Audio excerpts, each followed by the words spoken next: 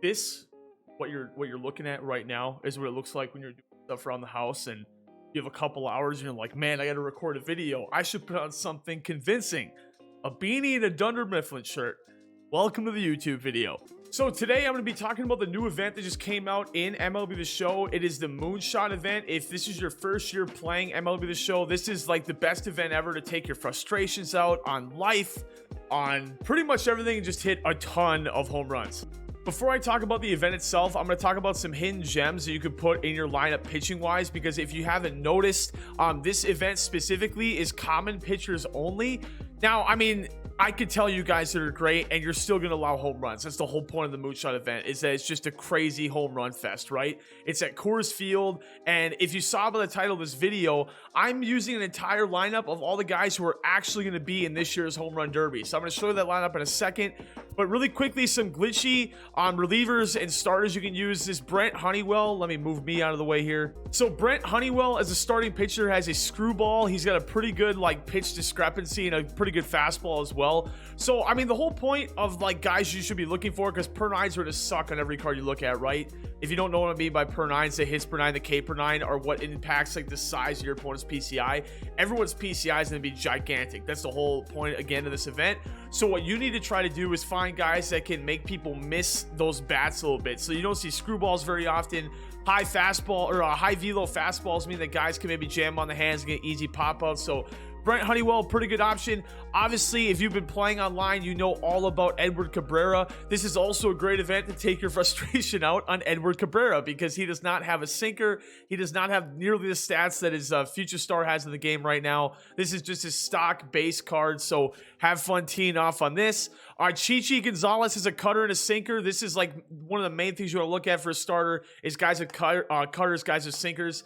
Scuffy actually put together a whole awesome spreadsheet on starters you can and relievers you can look at to grab for this event specifically. The link to that is in the description. Now let's talk about the lineup. So for the lineup, like I said, I'm going to be using guys that are all in this year's home run derby. So leading off, well, not leading off, but we'll go through each position. I have Salvador Perez starting at catcher. We're going to be getting a new Salvador Perez on Monday with a Team Affinity 3 drop, but for right now, using his 42, and I have it parallel 5. I'm one of 891 people to have it parallel 5, so that's pretty exciting. At first base, the other there's 8 participants. So the second participant in the home run derby, Matt Olson, he will also be getting a Team Affinity 3 card on Monday. So already off the bat, 2 cards I've talked about, getting way better versus on Monday, but for right now, using the 89 Matt Olson. So second base is tricky because there's no actual like guy who could play second base on this home run derby build. So I'm putting Trey Mancini out of position there. This should make for some really interesting animations, but Trey Mancini also in the home run derby. He's a Baltimore Oriole for now. There's a rumor he could be getting traded, so we'll see where he goes. But just a super big fan of his comeback that he's had this year. It's been awesome to see Mancini play well. He'll be in the team as well. So at third base in this build will be 42 Joey Gallo, who I don't believe is getting a Team Affinity 3 card. I believe Adolis Garcia got the TA3 card, but we could be seeing a home run derby Joey Gallo at some point. If you don't know, SDS will be releasing cards after the home run derby is over based on who performed really well in the derby. So if Joey Gallo does well in the derby, you could expect to see like a 95 overall Joey Gallo drop at some point. So at shortstop, I finished the BR program. I got 96 overall Trevor Story. You can see him on the screen right now. If you have any questions about finishing the BR program, or you would like me to make a video on that, like how to get it done as quick as possible, please leave that in the comments below. But Trevor Story also in the home run derby. Trevor Story probably not going to be a Rocky after the All-Star break, but for now he is. He's the hometown boy for this home run derby, and he's our shortstop for the video here. So in left field, I'm using Shohei Ohtani's April monthly card. He'll be in left field again, as I mentioned, for this team. My money personally is on Shohei Ohtani for the home run derby. I would love to hear in the comments below who you think's win the derby.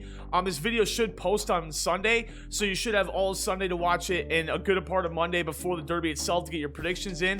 I might go back and see you commented correctly on who's going to win and maybe feature the next video, so definitely get your guesses in below. And then this will be a trip as well. I'm using Juan Soto in center field, but Juan Soto also in the home run derby. There's been a little bit of an issue with Juan Soto's swing this year, so a lot of people think the home run derby actually might help him. Usually people think the other way around, but in general, I'm just super pumped to see Soto in the home run derby. And then let's go to the last couple guys in our build here. So on the bench for the home run derby build, I have some guys that used to be in home run derbies at one point in their career. So David Ortiz, Kyle Schwarber, Josh Donaldson, Aaron Judge, and finally Bryce Harper. If you guys don't remember, I would definitely look up a clip of it. Bryce Harper had his dad pitching to him in his home run derby that he won. It was super cool. Home run derbies are always my favorite part of the year, and the Moonshot event is always one of my favorite parts of the year for MLB, the show, specifically in MLB 21. Let's jump into it, and we are power swinging only, and I would advise you to do the same. Let's try to hit some bombs here. Super quickly, I forgot I should go through and show you the rewards in this program. So first of all, we have future star catcher right here out of San Diego. A lot of good catching options coming into the game out of nowhere. He will not be replacing Salvador Perez, at least to me. But for Padres fans, for fans who just more catchers in the game, this is also someone who will help you with the Jackie collection because he's a future star. If you haven't done the Jackie collection yet, so look forward to that. Zach Greinke's always a guy I look forward to every year. You can't see it because my webcam's in the way, but look at how slow that curveball is. I mean, this is huge. I am a huge fan of guys that have a big discrepancy in like their velocity. So topping out at 96, going all the way down to 70 miles an hour is gonna be a ton of fun to pitch with. I always love Zach Greinke cards. And then finally, the grand poobah of this event is the 97 overall throwback to MLB 20, the show. This version of Yoenis Cespedes, big power card. You expect to see the stats on the home run derby cards are released this year as well.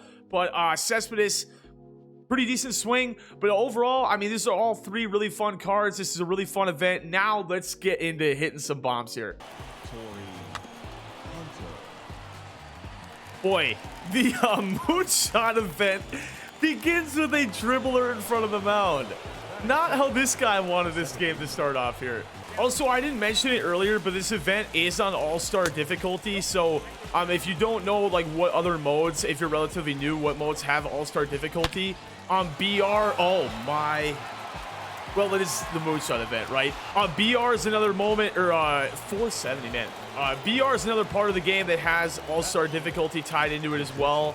And this will certainly balloon up your starting staff's ERA. But, I mean, 2 runs in an inning of the Moonshot event is not the worst thing in the world, but let's see if we can show him what we got now.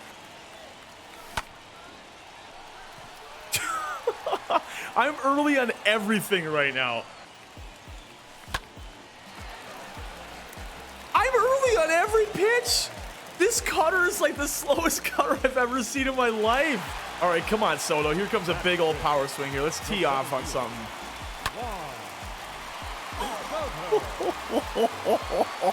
Well, we teed off on that one. There we go, baby. Teed off on that one by Juan Soto. Let's go. Because we're going to be hitting so many bombas in this whole event, I feel like it's only right that we save the bomba siren itself for perfect bombas, and then the Super Smash Bros. Siren can go off for the, just the regular home runs. I just want a perfect with Gallo to make this go like 500 feet. Is that too much to ask? I don't think that's too much to ask. That ball might have a chance. It left? I thought that hit the fence. What? There we go. There we go. There we go. Attaboy, Pete. Big meat Pete. Let's go. See, it's almost therapeutic, this event, right? Like, you can just play on All-Star, you can just tee off, and you can just hit bombs like crazy. Like, your life is, like, you're just vibing. You're just having fun, man. Oh my. Wow. I'm having a great time. So I believe Shohei's facing off against Juan Soto in the first round. I might be mistaken, but it's not like home run derbies have been in the past where, I mean, it hasn't been that way for a couple years, but in the past how it was set up was like it would just be the 8 or 10 guys, and then whoever was the top 4 would advance to the next round. Now everybody's facing off against someone. I mean, it's been that way for the past couple of years, but I'm pretty sure Shohei's facing off against Soto.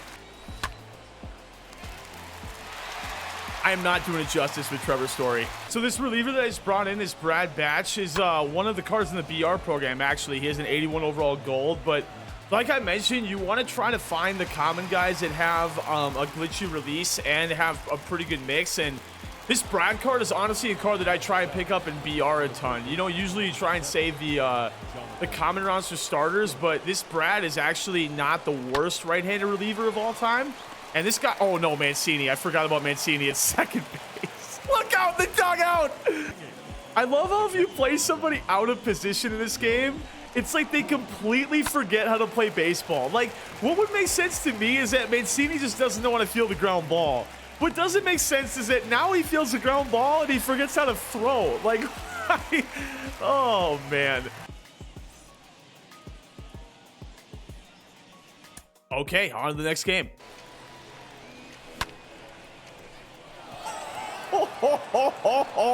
Wow, that ball was crushed by Trevor Story into the Red Rock in center field. How far was that? Okay, we gotta add 55. Wait, that's horrible math. No, wait, 55 feet is 500. I am good at math. What is happening? Hello? I've been disconnected. Is the third inning just like both games I've played haven't gotten through? What do you mean? Oh, let's go, Shohei. That was a laser beam. What was the exit velo, or the, yeah, exit velo, 110.4 miles an hour. That ball was a, dude, I mean, if you're in the front row at the home run derby on Monday, you better bring like a riot shield. I mean, these balls will be hit very, very hard. Oh, that might, does that have a chance to go? Opposite field? Ah, darn, right off the wall. I mean, that's gonna have to work. Oh my goodness gracious. Like I said, a good event to take your frustrations out. That's not 500, right? Yeah, we keep getting like 450. I'm confused why. I guess I didn't read the patch notes fully, but I thought they said you can't R2 in the middle of a pitch anymore, and he just did. Like, I thought what the patch notes said was you can R2 pre-pitch, but not while they're setting up their pitch. I don't know. Maybe it still needs to be worked on. I'm not sure. I know that contact swinging got patched, though. The three main things of the patch supposedly was R2ing got fixed. Contact swings are no longer OP, which is fantastic for playing ranks. I feel like I was allowed a lot of contact swing home runs. And then they also said that Darren O'Day no longer tips his pitches. And if you didn't know that Darren O'Day tipped his pitches, then now you know that he doesn't finally. But something about how he gripped the baseball, that was absolutely hammered by Alfonso Soriano. Oh, that might be the one. That might be the one. That might be the one. No, that didn't go far. It looked like it was going 800 feet off the bat. Shoot. Oh, man, that would have been nice if that was the one to go 500 feet. But, I mean, maybe Gallo will be the one to do it. I mean, it is light tower power with Joey Gallo, and he's facing a righty. And he's at Coors Field. I'm not sure what more I can ask for. That's not what I asked for. This guy's having a tough time hitting in the Moonshot event. Please don't quit the third inning, man. I need this inning to not be a disconnect. I need to finish this game up. That might be the one. That might be the one. Oh, please go 500. Come on, Salvi. Come on.